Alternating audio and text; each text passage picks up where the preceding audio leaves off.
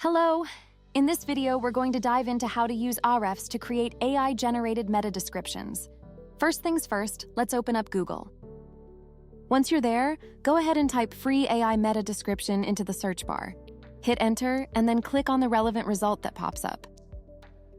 You'll now see the free AI meta description generator. Click on it. You'll notice it offers a tool specifically for generating free page meta descriptions. In the search panel of this tool, enter the keyword you're interested in.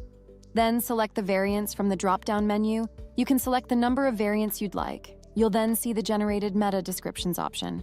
Click on it if you'd like to explore further. The tool will take a moment to verify your request. Please be patient. Soon enough, you'll have your AI-generated meta descriptions ready. Once you have them, you have the option to copy the descriptions directly. Additionally, there's an option to export results. Click on it, and your results will be exported. Thank you.